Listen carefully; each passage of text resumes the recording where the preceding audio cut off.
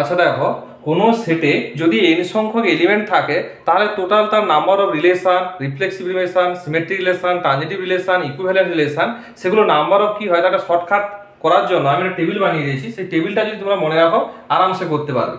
এবং টেবিলের সাপেক্ষে রিয়েলাইজ করার জন্য একটা আমি এক্সাম্পল নিয়েছি, প্রত্যেকটা দেখিয়েছি। দেখো ফার্স্টে আসছি, দেখো টাইপ অফ রিলেশন রুল। এবার n ইকুয়ালস টু 1 বলতে কোনো সেটে যদি একটা এলিমেন্ট থাকে, n ইকুয়ালস টু 2 বলতে কোনো সেটে যদি দুটো এলিমেন্ট থাকে, n ইকুয়ালস টু 3 বলতে কোনো সেটে যদি তিনটা এলিমেন্ট থাকে। আমি রিয়েলাইজ করার জন্য শুধু n ইকুয়ালস টু 2 এর জন্য রেখেছি। প্রথমে লিখি দেখো রিলেশন, রিলেশনের রুল কি বলছে, না 2 to the power n square. তাহলে দেখো আমি এখানে n এর ভ্যালু যদি 2 বসাই কত পাবো, না n এর ভ্যালু 2 বসালে 2 to the power 2 square, that is 16টা। দেখো আমি রিলেশন লিখেছি r1 থেকে r16, টোটাল 16টা রিলেশন পেয়েছি। এরপরে আসছি দেখো রিফ্লেক্সিভ রিলেশন। রিফ্লেক্সিভ রিলেশনের সংখ্যা কি হয়, 2 to the power n square minus n। তাহলে n এর ভ্যালু যদি আমি এখানে 2 বসাই কত পাবো, 4টা পাবো। এই দেখো 16টা রিলেশনের মধ্যে 4টা রিলেশন আছে শুধুমাত্র রিফ্লেক্সিভ। সেগুলো কি কি, না r7, আর কি r12, আর কি r13, r15। দেখো 4টাই রিফ্লেক্সিভ রিলেশন পেয়েছি। এরপরে আসছি দেখো সিমেট্রিক রিলেশন। তার ক্ষেত্রে ফর্মুলা কি বলছে, 2 to the power n into n plus 1 by 2।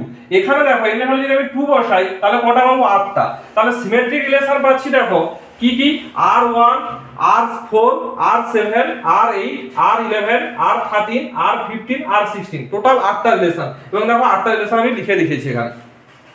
এরপরে আসছি দেখো রিফ্লেক্সিভ এবং সিমেট্রিক দুটো বোধ হবে।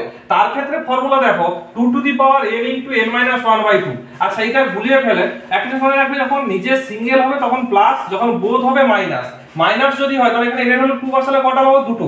এখানে দেখো বোধ রিফ্লেক্সিভ এবং সিমেট্রিক হচ্ছে শুধুমাত্র r7 আর r15, তাহলে দেখো দুটো মিলে গেছে।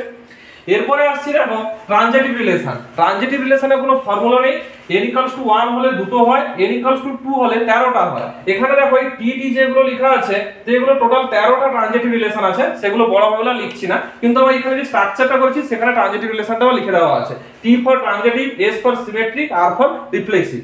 এরপরে আসছি দেখো ইকুইভ্যালেন্স রিলেশন।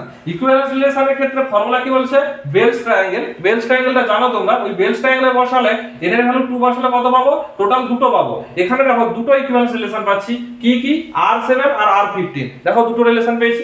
এই স্ট্রাকচারটা যদি কেউ মনে রাখো তাহলে দেখো টোটাল নাম্বার অফ রিলেশন এবং তার রিলেশনের যে ভাগগুলো প্রত্যেকটা আমরা পেয়ে যাব।